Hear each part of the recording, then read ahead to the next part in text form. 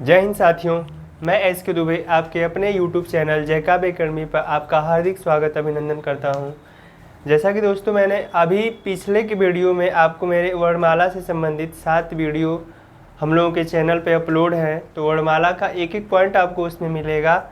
अब जो भी चीज़ें जानने के लिए, वर्णमाला पढ़ने के लिए आपको अगर सीखनी हो, जाननी हो किसी भी कंपटीशन के लिए, तो आप हमारे YouTube चैनल को ज़्यादा से ज़्यादा जयकाब एकेडमी को सब्सक्राइब करें। उसी पे हम लोगों का वीडियो सर जी अपलोड है।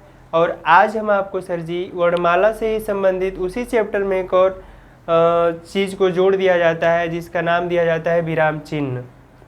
विराम चिन्ह आज हम लोग पढ़ेंगे। विराम चिन्ह किसे कहते हैं ये आप लोगों को पता भी होगा और मैं बताने का प्रयास भी करता हूँ। विराम चिन्ह का मतलब होता है सर जी कि रुकना या ठहराव। जैसे हम कहीं जाते हैं, कहीं भी घूमने फिरने या जॉब करने या कुछ भी कोई कार्य कर रहे हैं घर पे या पढ़ रहे हैं, तो थोड़ा सा उसमें रुकते हैं, हम थोड़ा सा ठहराव लेते हैं, विराम लेते हैं। तो उसी तरह लेखन में भी सर जी अगर हम कोई चीज़ लिख रहे हैं तो वहाँ भी विराम की आवश्यकता होती है। तो जब विराम की आवश्यकता होती है तो लेखन में कुछ चिन्हों का प्रयोग किया जाता है, कुछ चिन्हों का प्रयोग किया जाता है। उसी चिन्हों के बारे में हम आज आपको बताएंगे कि विराम चिन्ह क्या होता है, ये कितने प्रकार के होते हैं। तो आइए शुरू करते हैं। विराम चिन्ह, विराम चिन्ह। तो सर जी विराम चिन्ह का मतलब, विराम चिन्ह का मतलब रुकना या ठहराव होता है, ठहराव होता है। जैसे यदि हम सर कोई कार्य कर रहे हैं तो हमें उसमें थोड़ी सी अपने शरीर को आराम देने के लिए हम उसमें रुकते हैं। इसी तरह कोई चीज़ अगर लेखन से संबंधित हम लिख रहे हैं, पढ़ रहे हैं, अगर एक ही बार लिखा जाए तो हमारे हाथों की अंगुलियां जो हैं दर्द होने लगती हैं, पेन होने लगता है, जिसकी वजह से हम थोड़ा रुकने का प्रयास करते हैं और वाक्यों को रुकने का प्रयास करते हैं, शब्दों को रोकने का प्रयास करते हैं, फिर उसके आगे से दूसरा शब्द प्रारंभ करते हैं। तो जहाँ पे शब्दों का अंत होता है वहीं पे कुछ चिन्हों का, उसके बीच में भी कुछ चिन्हों का थोड़ा ज़्यादा करके चिन्हों का प्रयोग किया जाता है। उसी विराम चिन्ह में हम आपको हर एक चिन्ह के बारे में बताएंगे। तो विराम चिन्ह का मतलब सर जी रुकना या ठहराव होता है। जिस तरह काम करते करते बीच में हम लोग रुकते हैं, उसी तरह लेखन में भी लिख लीजिए एक पॉइंट। जिस प्रकार कोई कार्य करते समय हम रुकते हैं या आराम करते हैं, उसी प्रकार लेखन में भी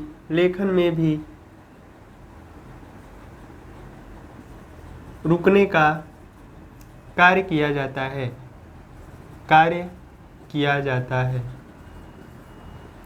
तो और तीसरा पॉइंट है सर जी कि इस विराम चिन्ह को बताया किसने था, तो श्री कामता प्रसाद गुरु जी ने इन चिन्हों को बताया था, विराम चिन्हों को बताया था।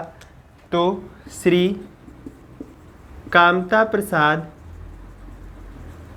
प्रसाद गुरु जी ने इन चिन्हों का वर्णन किया और वो बताते हैं सर जी, वो बताते हैं कि विराम चिन्हों की संख्या 20 मानी गई है। और एक पॉइंट है सर जी कि पूर्ण विराम को छोड़कर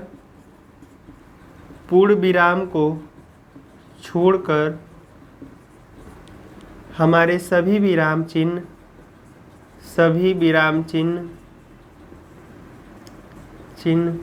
अंग्रेजी से लिए हुए माने जाते हैं। अंग्रेजी से लिए हुए माने जाते हैं। तो कामता प्रसाद गुरुजी ने सर जी विराम चिन्हों का वर्णन किया था और पूर्ण विराम चिन्हों की संख्या उन्होंने 20 बताई और पूर्ण विराम को छोड़कर उस 20 में एक पूर्ण विराम आता है जिसको हम हिंदी में खड़ी पाई भी कहते हैं। पूर्ण विराम को छोड़कर हमारे सभी विराम चिन्ह अंग्रेजी से लिए हुए माने जाते हैं। तो इसके आगे हम आपको विराम चिन्ह लिखते हैं। विराम चिन्ह सर जी कामता प्रसाद गुरु जी ने यही हिंदी में लेखन के आधार पे विराम चिन्हों को दर्शाए थे, जिसके बारे में आज हम आपको बताने वाले हैं। तो विराम चिन्ह का मतलब रुकना, ठहराव। हम कोई कार्य कर रहे हैं, जिस प्रकार कार्य करते करते थोड़ा सा थक जाते हैं तो रुक जाते हैं, थोड़ा आराम करते हैं, उसी प्रकार से इसमें विराम चिन्ह में भी हम लेखन में भी कुछ लिखते हैं तो उसको रोकना पड़ता है, तो उसी में इन चिन्हों का प्रयोग किया जाता है। तो आइए इसके आगे हम आपको विराम चिन्ह बताते हैं कि वो 20 विराम चिन्ह कौन कौन से हैं। साथियों, एक बात और हम आपको बता दें कि एजुकेशन से संबंधित या कंपटीशन से संबंधित हर एक चीज़ आपको हमारे YouTube चैनल जैकब एकेडमी पे उपलब्ध होने वाली है। अभी हमारे यहाँ हिंदी, साइकोलॉजी और जीएस का कुछ इम्पोर्टेंट चीज़ें आपको शेयर किया जा रहा है। आने वाले दिनों में आपका मैथ, रीजनिंग हर एक चीज़ मिलेगा। ज़्यादा से ज़्यादा चैनल को सब्सक्राइब करवाएं। कम से कम 1 लोगों से निवेदन है कि 10 लोगों से सब्सक्राइब करवाएं। तो पूर्ण सर जी विराम चिन्हों में आइए हम बताते हैं कौन कौन होते हैं। 1 2 3 4 5 6 7 8। पहला होता है सर जी अल्प विराम। अल्प विराम का जिसको सर जी अंग्रेजी में कॉमा कहा जाता है और हिंदी में उसे अल्प विराम कहा जाता है। दूसरा होता है अर्ध विराम। अर्ध विराम का मतलब होता है सर जी कि हल्का सा रुकावट। तो इसके ऊपर एक बिंदी रहती है और नीचे कॉमा रहता है। इसके बाद आता है सर जी पूर्ण विराम। इसके बाद आता है पूर्ण विराम जिसको एक खड़ी पाई रहता है, हिंदी में इसे खड़ी पाई बोलते हैं। चौथा होता है सर जी आपका प्रश्नवाचक या प्रश्न चिन्ह। जैसे हम किसी से कोई क्वेश्चन पूछ रहे हैं या कर रहे हैं जिसमें क्या, कहाँ, क्यों, कैसे शब्द आते हैं, उसमें इस चिन्ह का प्रयोग किया जाता है। अगला है सर जी आश्चर्य चिन्ह।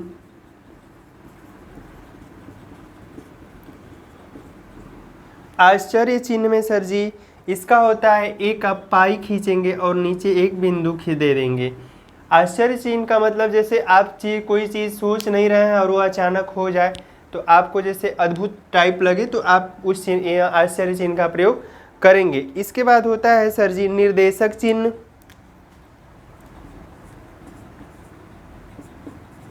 निर्देशक चिन्ह जो डैश टाइप रहता है जिसको डैश चिन्ह भी बोलते हैं। निर्देशक चिन्ह को डैश या सामासिक चिन्ह भी कहा जाता है। और सर जी आश्चर्य चिन्ह को एक और नाम दिया जाता है जिसे विस्मयादि बोलते हैं। विस्मयादि बोधक चिन्ह। इसके बाद निर्देशक चिन्ह। निर्देशक चिन्ह के बाद सर जी आता है कोष्टक। ये भी हमारे एक प्रकार के चिन्ह हैं। इनका प्रयोग आपको जिसको बोलते हैं छोटा कोष्टक, इसी में होता है सर जी एक जिसको बोलते हैं मझला कोष्टक, और एक होता है सर जी ऐसे बनता है उसको बोलते हैं बड़ा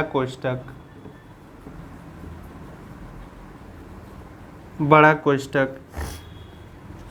ये हमारे 1 2 3 4 5 6 7 हैं सर जी। इसके बाद अवतरण चिन्ह उप विराम,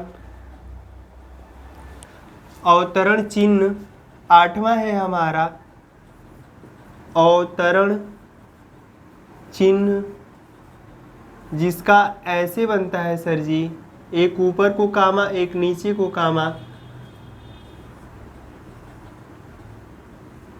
अवतरण चिन्ह का प्रयोग भी शब्दों में कई कई जगह पे किया जाता है, वो हम आपको बताएंगे एक एक करके। जब इन समूह का डेफिनेशन बताते हुए चलेंगे तो सब बताएंगे सर जी। इसके बाद होता है उप विराम,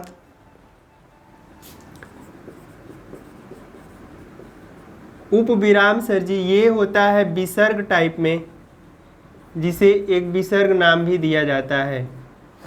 जो हम आपको वर्णमाला में बताए हैं अयोगवाह में विसर्ग एक आता है जो अ के आगे पीछे लगता है सर जी, उसे ही विसर्ग की तरह उपविराम भी होता है,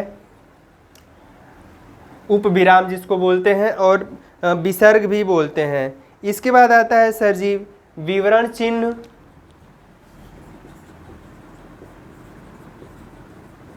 विवरण चिन्ह,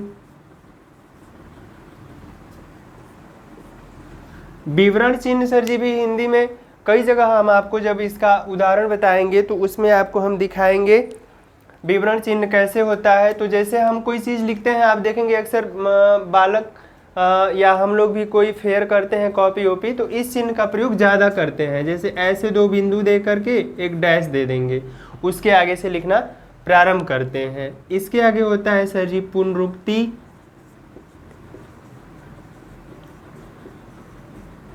पुनरुक्ति चिन्ह होता है सर जी, जिसमें 2 कामा ऊपर साइड में ही लगाए जाते हैं, 2 कामा ऊपर में ही लगाए जाते हैं। इसके बाद होता है सर जी 12 नंबर लाघव चिन्ह,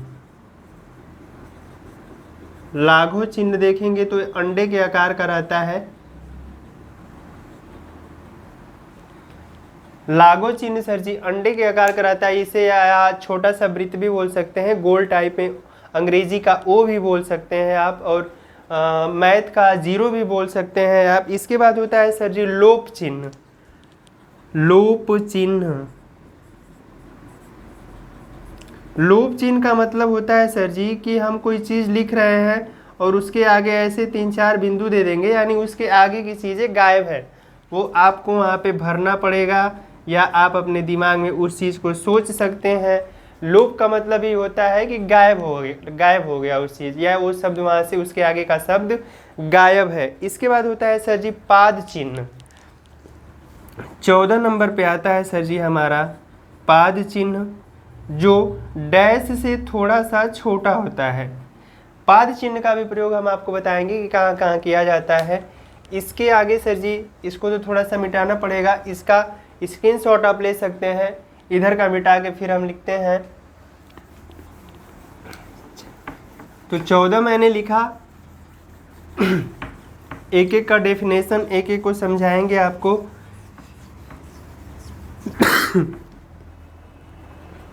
इसके बाद होता है सर जी दीर्घ उच्चारण चिन्ह, दीर्घ उच्चारण चिन्ह, ये थोड़ा सा सर जी ऐसे बनता है एस आकार में थोड़ा सा, और कई लोग ऐसे 5 भी बनाते हैं, मैथ के 5, और अंग्रेजी का एच टाइप में थोड़ा सा बनता है, जिसे बोलते हैं दीर्घ उच्चारण चिन्ह। इसके बाद आता है सर जी पाद बिंदु, 16 नंबर पे है आपका पाद बिंदु, जो सर जी मैथ का जो डिवाइड का चिन्ह होता है, भाग का जो चिन्ह होता है, उसी तरह रहता है। इसके बाद आता है सर जी हंस पद, हंस पद भी एक मैथ के टाइप में, जैसे मैथ में आप पढ़े होंगे एक ग्रेटर देन होता है, एक लेस देन होता है, जो एक बड़े की ओर इंगित करता है, एक छोटे की ओर इंगित करता है, तो उसी को 90 डिग्री पर यदि आप घुमा देंगे तो वो हंस पद की तरह हो जाएगा। अगला है सर जी हंस पद, हंस पद वही मैंने आपको बताया जो ग्रेटर देन होता है या लेस देन होता है, उसको किधर भी बाएं या दाएं 90 डिग्री अगर यदि आप घुमा देंगे, बाएं घुमाएंगे अगर, तो नहीं हो सकता है, लेकिन दाएं घुमाएंगे तो वो 90 डिग्री पे घूम जाएगा, तो वो हंस पद उसको हम कह सकते हैं। इसके बाद होता है सर जी तुल्यता सूचक।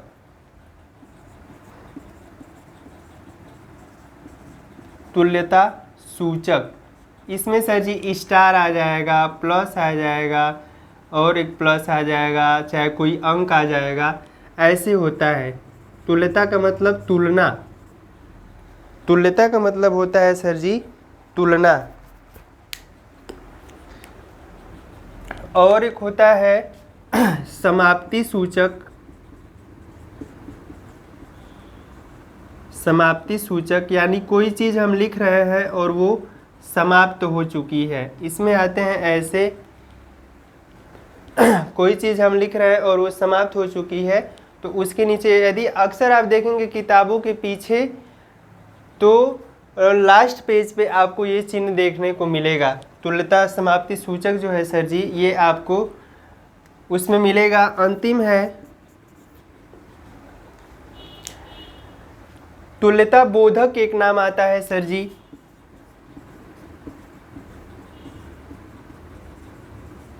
जिसका इक्वल टू के टाइप चिन्ह रहता है। इसको एक और नाम दिया जाता है तुल्यता बोधक को इक्वल टू टाइप में। तो ये थे सर जी हमारे 20 आपके विराम चिन्ह। इसके आगे हम आपको सर जी एक एक करके डेफिनेशन बताते हुए और उनके उदाहरण बताते हुए आपको हम बताने का प्रयास करेंगे कि आपको समझने में बिल्कुल आसानी होगा। तो आइए शुरू करते हैं। पहला था सर जी हमारा अल्प विराम। अल्प विराम से हम प्रारंभ करेंगे आपको और 20 चिन्हों को सर जी बारीकी से बताएंगे। तो ज़्यादा से ज़्यादा पढ़ते रहिए। आने वाले यूपी SSSC पेट के एग्ज़ाम में हिंदी से जो भी क्वेश्चन रहेंगे सर जी, मैं वादा करता हूं कि यदि आप वर्णमाला पढ़ेंगे हमारे पूरे वीडियो को, तो यदि वर्णमाला